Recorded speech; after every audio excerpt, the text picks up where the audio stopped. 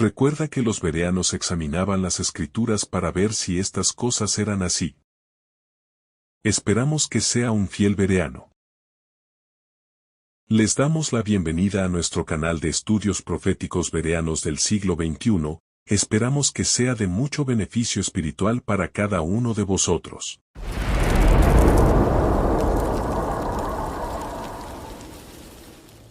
Continuamos con nuestro estudio titulado Los obreros de la hora undécima. El día de hoy vamos a analizar la quinta parte de nuestro estudio, pero antes de hacerlo vamos a doblar nuestras rodillas y vamos a orar. Amantísimo y bendito Señor y Dios, Padre que está en las alturas del cielo, estamos agradecidos, Señor, por las bendiciones que nos da a través de su palabra, por habernos dado la oportunidad de estudiar este tema y permitirnos comprenderlo, analizarlo en cada una de sus partes. Pedimos que ahora que analizaremos la quinta parte de este estudio, Señor, usted pueda acompañarnos, darnos de su espíritu para su comprensión y su dirección, Señor.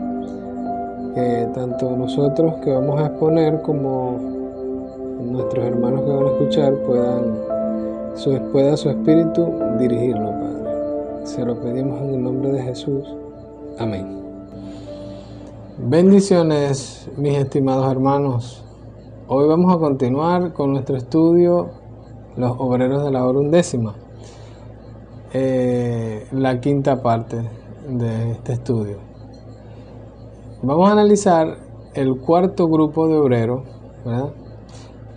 Pero antes de hacerlo, me gustaría que hiciéramos un paréntesis de por qué razón el tercer grupo de obreros no pudo haber sido alguno de los reformadores que existieron durante la Edad Media.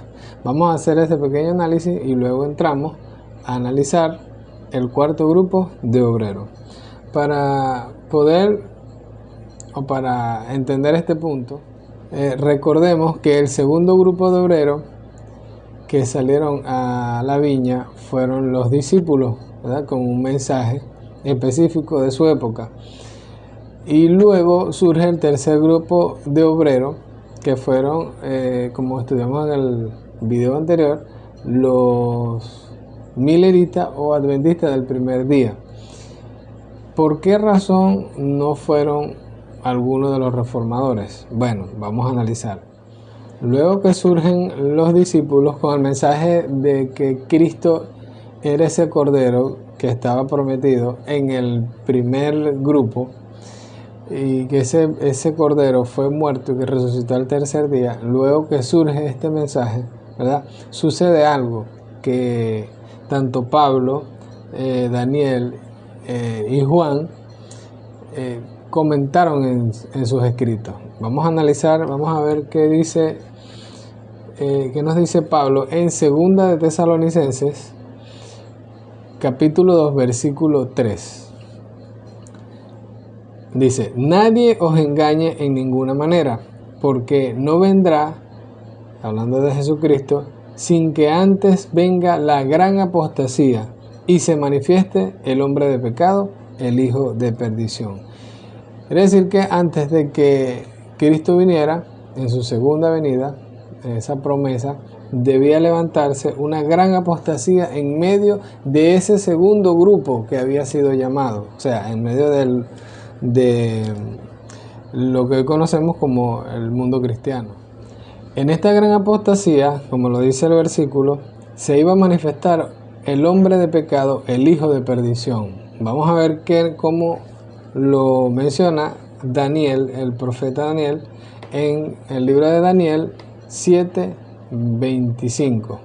Hablando del cuerno pequeño, mire lo que iba a ser el cuerno pequeño. Todo estudiante de la Biblia sabe que ese cuerno pequeño representa al papado, que es el mismo que mencionó Pablo en 2 de Tesalonicenses, el hijo de perdición. Pero miren lo que comenta Daniel acá en Daniel 7:25. y hablará palabras contra el Altísimo. A los santos del Altísimo quebrantará y pensará en cambiar los tiempos y la ley, y será entregado en su mano hasta tiempos y medio tiempo. Quiere decir que este cuerno pequeño, hombre de pecado o hijo de perdición, como lo menciona Pablo, iba a perseguir a los santos del Altísimo durante un periodo que en Daniel lo menciona como un tiempo, 2 tiempos y medio tiempo, que en un momento vamos a analizar. Juan, el profeta Juan, ¿verdad? En Apocalipsis 12:6 dice lo siguiente: y la mujer, ya sabemos que mujer en profecía representa iglesia, o esa iglesia huyó al desierto, donde tiene lugar preparado por Dios, para que allí la sustente por 1260 días, que en profecía un día representa a un año. Entonces, ¿qué iba a suceder durante este periodo?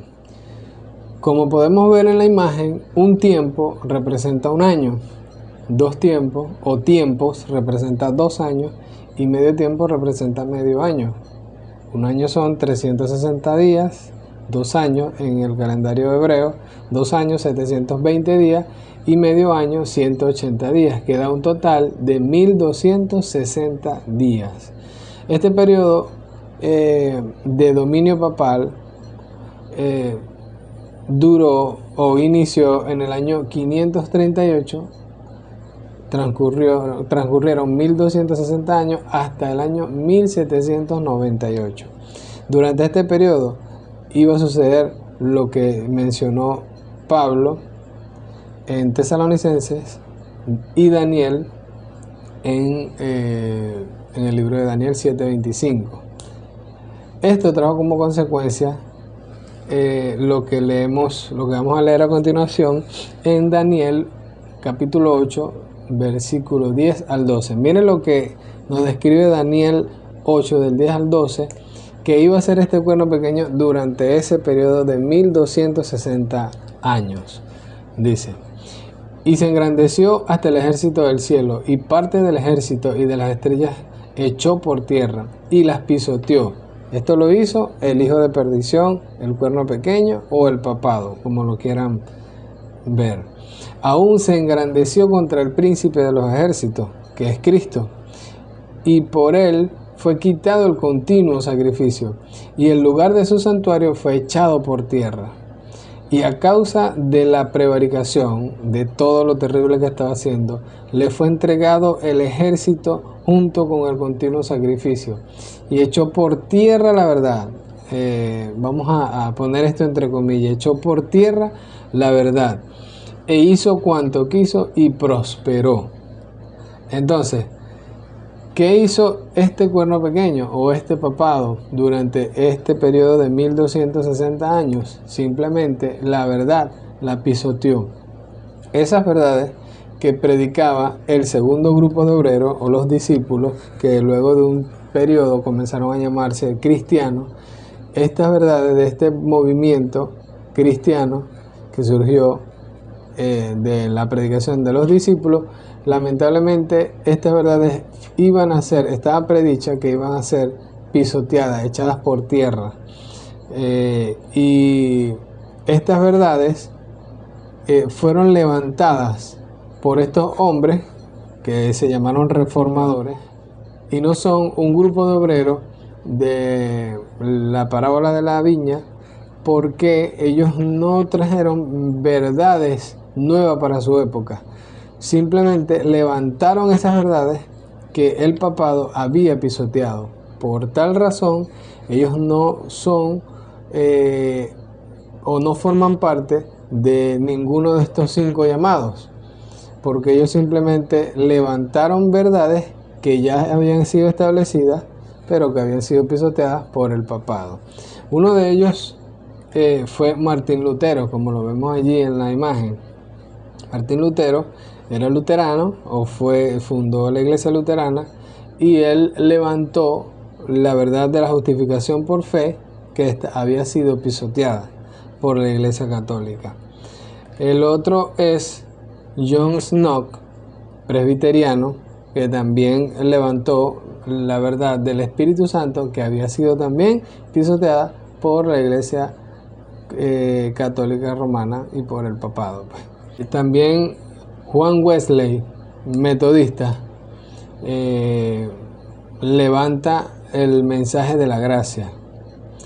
Y Thomas Campbell, bautista, y él levanta la verdad del bautismo por inmersión, ya que la Iglesia Católica había establecido el bautismo por aspersión, ¿verdad? Y por ejemplo, o por el ejemplo de Jesús, el bautismo era por inmersión. Entonces, todas estas verdades que ven allí en pantalla, los reformadores la levantaron nuevamente. Ahí está Lutero, ¿verdad? La justificación por fe, John Snock, el Espíritu Santo, la verdad del Espíritu Santo, Juan Wesley, la verdad de la gracia, y Thomas Campbell, el bautismo por inmersión. Entonces, ninguna de estas verdades eran verdades reveladas o nuevas verdades reveladas para ser llevada a la viña del Señor. Ninguna. Todas estas verdades eran manejadas por el segundo grupo, que eran los discípulos, que un tiempo después fueron llamados cristianos. Entonces, ninguna de estas verdades fueron nuevas para la época. Por tal razón, ninguno de los reformadores pudieron ser alguno de los grupos que seguían, o el tercer grupo que seguía a los discípulos.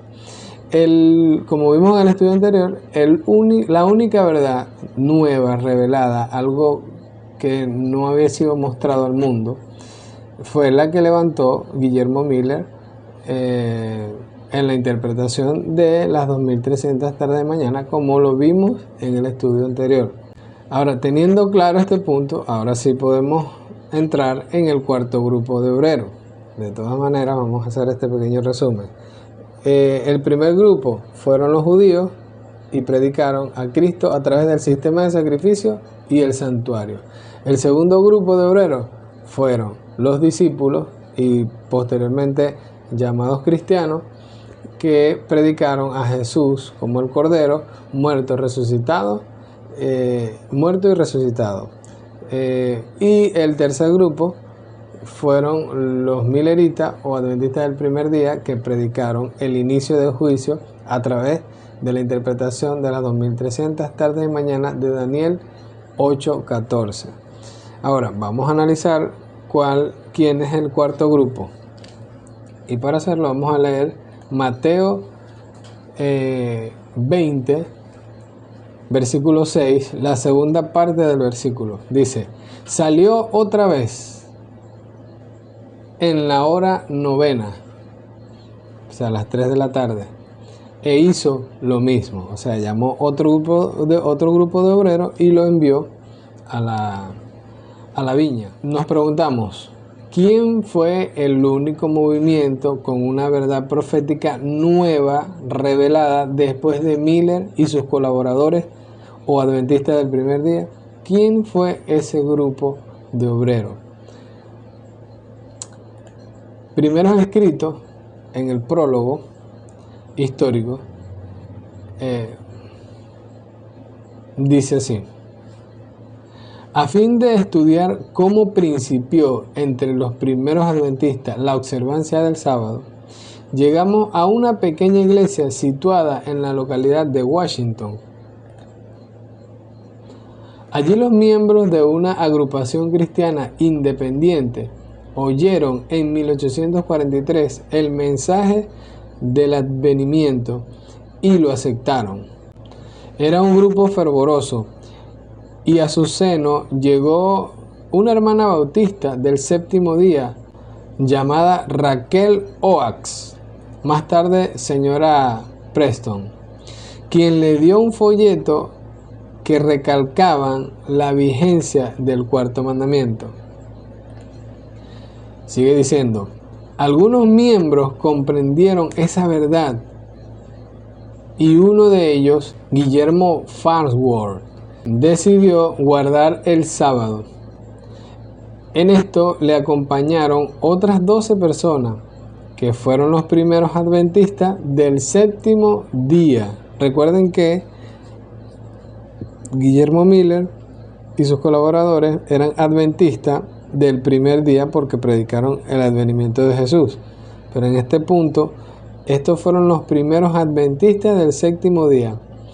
Luego dice, Federico Wheeler, el pastor de la iglesia, tomó la misma decisión y fue el primer pastor adventista que guardó el día sábado. Otro pastor de New Hampshire, T.M. Pebler, aceptó también la verdad del sábado y en febrero de 1845 publicó un artículo acerca de esa verdad en un periódico adventista llamado The Hope of Israel, la esperanza de Israel. Joseph Bates, eminente pastor adventista que residía en Fairhaven, estado de Massachusetts, leyó el artículo de Pebler y aceptó la vigencia del sábado. Poco después presentó el asunto en un folleto de 64 páginas que salió en prensa en agosto de 1846. Un ejemplar llegó a las manos de Jaime White y su esposa Elena, poco después de su casamiento, celebrado a fines de agosto de 1846. Ellos también fueron convencidos de las pruebas bíblicas y la señora, hablando de la hermana White, escribió más tarde, en el otoño de 1846 empezamos a observar el día de reposo bíblico y también a enseñarlo y defenderlo. De esta manera podemos ver cómo luego del mensaje del tercer grupo de obreros, que eran los adventistas del primer día, y se llamaban adventistas del primer día porque creían en el advenimiento de Jesús, pero guardaban el primer día de la semana, que era el domingo. Luego de el chasco de 1844, este pequeño grupo o residuo que quedó, ellos comenzaron a estudiar el tema de la vigencia del sábado, y como vemos que menciona primeros escritos, fue levantado por un grupo de hermanos hasta que de alguna manera, a través de estos folletos que fueron circulando en la época, ellos de alguna manera llegó a manos de nuestra hermana Elena de White, que, como dice la cita, fue quien no solamente enseñó, sino que defendió este mensaje. Y de ahí en adelante, este grupo de obreros comenzaron a predicar la verdad del sábado con valentía, porque la mayoría de los cristianos, por no decir todos, no obedecían el cuarto mandamiento de la ley de Dios. Entonces, el cuarto grupo de obreros que fueron llamados a la viña fueron los adventistas del séptimo día, como se ve allí en la pantalla. Y Elena de White fue una profetisa que el Señor levantó en medio de este cuarto grupo de obreros. Como podemos ver ahí en la imagen, ¿verdad? El primer grupo, los judíos. El segundo grupo fueron los discípulos. El tercer grupo, Guillermo Miller, o los adventistas del primer día. Y el cuarto grupo, se resalta a Elena de White como representante. El cuarto grupo son llamados adventistas del séptimo día. Nos preguntamos entonces, ¿cuál fue el mensaje del cuarto grupo de obreros? Vamos a ver qué nos dice Primeros Escritos en la página 254. Leemos. Cuando cesó el ministerio de Jesús en el lugar santo y pasó él al Santísimo para estar de pie delante del arca que contenía la ley de Dios, envió otro poderoso ángel con un tercer mensaje para el mundo.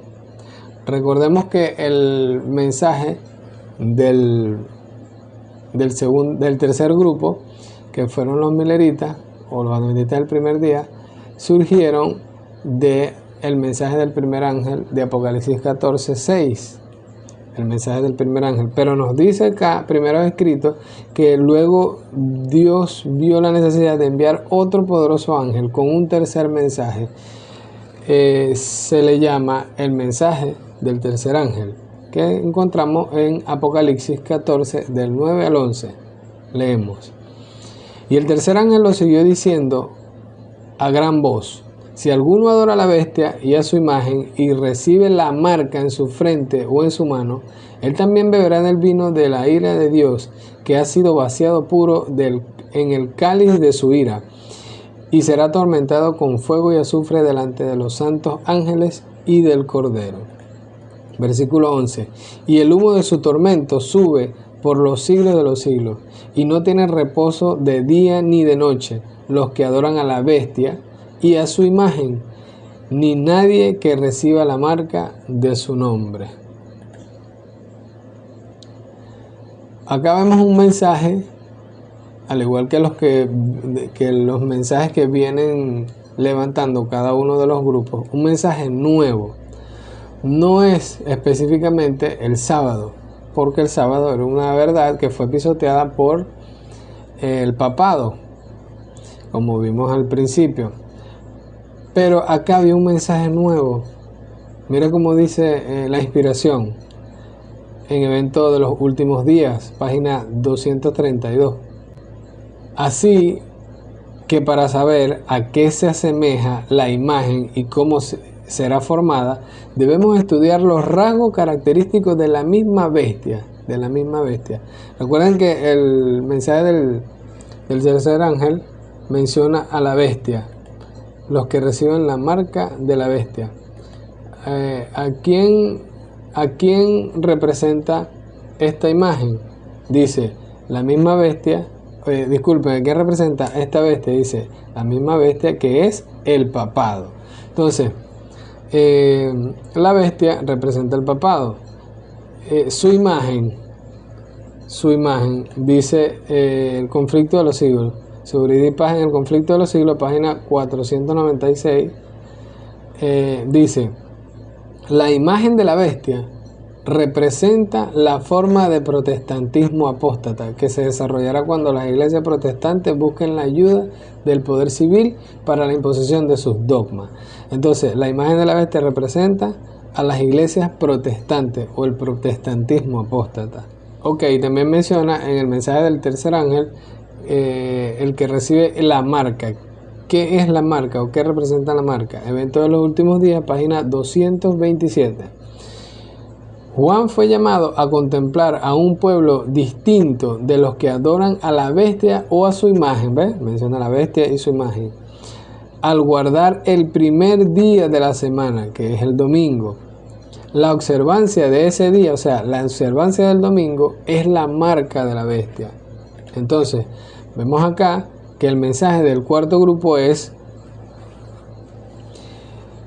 la bestia que representa el papado o que es el papado, ¿verdad? Este era el mensaje. Debían predicar que la bestia mencionada en Apocalipsis 14 era el papado. También debían predicar que la imagen de la bestia es el protestantismo apóstata o las iglesias protestantes. Ese era el mensaje que se debía llevar, que en aquella época no era popular. Y también que la marca de la bestia es la observancia del domingo como día de descanso, que tampoco era un mensaje popular en la época. Entonces, este mensaje era el que debía predicar este cuarto grupo de obreros.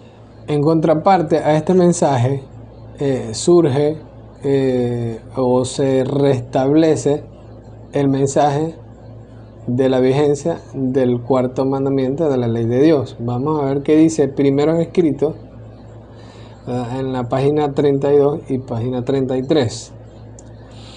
Dice, dentro del arca, recordemos que en el mensaje del tercer grupo de obreros se predica que Cristo iba a pasar del lugar santo al lugar santísimo al fin de los 2300 días. Y eso sucedió en 1844. Entonces vamos a ver qué sucedió, o sea, qué específicamente o qué vio nuestra hermana Elena, qué sucedió, qué es lo que pasó ese día, pues, lo que pasó en el 22 de octubre de 1844. Dice, dentro del arca estaba el vaso de oro con el maná, la florida vara de Aarón y las tablas de piedra, que se plegaban la una sobre la otra, como las hojas de un libro. Abrióla Jesús, y vi en ella los 10 mandamientos escritos con el dedo de Dios. Pero el cuarto, el mandamiento del sábado, brillaba más que todos, porque el sábado fue puesto aparte para que lo guardase en honor al santo nombre de Dios. El santo sábado resplandecía, rodeado de un nimbo de gloria. Entonces vemos, como se ve en la imagen allí, cuando llega el fin de los 2300 días en 1844, cuando la hermana ve que Jesús pasa del lugar santo al lugar santísimo en 1844 y se ve el arca del pacto, se ve la vara de Aarón, se ve el pan, ¿verdad?, del maná, pero también se ve las 2 tablas de piedra y el cuarto mandamiento resaltando. ¿Por qué? Porque hasta ese momento, durante el periodo que vimos anteriormente, de 1260 años, este mandamiento también fue pisoteado. Y al levantarse la verdad del sábado, también el mensaje de este cuarto grupo, o le da fuerza al mensaje de este cuarto grupo. ¿Por qué? Porque resalta la diferencia entre el día de reposo instituido por Dios y el día de reposo instituido por el poder papal. Entonces, esta verdad, este mensaje debía ser llevado al mundo, principalmente, bueno, en las plazas, en las iglesias de la época y al mundo. Y vemos que hasta el día de hoy es un mensaje que es predicado, el mensaje de la marca de la bestia y el sello de Dios. También nos podemos preguntar, o nos preguntamos, ¿cuándo empezó este mensaje del cuarto grupo de obreros? ¿En qué año comenzó? Aunque ya lo hemos mencionado, claramente este mensaje surgió cuando culminó el mensaje, o cuando culminaron las 2300 tardes en 1844. Y en ese mismo año inicia el mensaje del cuarto grupo de obreros, como ya lo pudimos ver que era. Entonces, hasta acá vemos que ya van 4 grupos de obreros con 4 verdades que eran levantadas en la historia, verdades que no eran comunes en la época, y el Señor levantaba un grupo, le entregaba ese mensaje y ellos tenían la responsabilidad de llevarlo al mundo, cada uno en su determinada época, en su determinado llamado. Como vemos allí, ahí en pantalla, el primer grupo fue 2500 años después de la creación, como lo vimos en el estudio del primer grupo. El segundo grupo, los discípulos, en el año 31. El tercer grupo, los adventistas del primer día o los mileritas, en el año 1831 en adelante. Y el cuarto grupo fue llamado en el año 1844, que fueron los adventistas del séptimo día. Pero nos hacemos la pregunta, ¿verdad?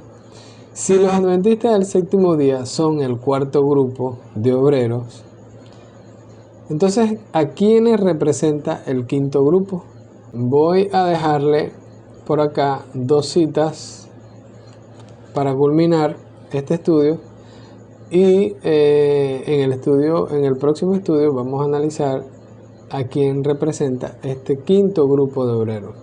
Mensajes selectos, tomo 2, página 16, dice: en la hora undécima habrán miles que encontrarán y reconocerán la verdad. Estas conversiones a la verdad se realizarán con una rapidez que sorprenderá a la iglesia y únicamente el nombre de Dios será glorificado. Entonces vemos cómo la inspiración menciona que va a haber miles de personas convertidas en el periodo de la hora undécima. Entonces la inspiración reconoce que va a haber predicación, mensaje, verdad para esta época de la hora undécima. También en Eventos de los Últimos Días, página 180, dice: habrán miles de convertidos a la verdad en un día, los cuales en la hora undécima verán y reconocerán la verdad y los movimientos del Espíritu de Dios. Entonces, si en la hora undécima van a haber personas convertidas que reciban la verdad, deben haber también un grupo de obreros que van a llevar esa verdad. Bueno, los invito para que en el próximo estudio podamos analizar este quinto grupo y cuál va a ser su mensaje. Dios les bendiga.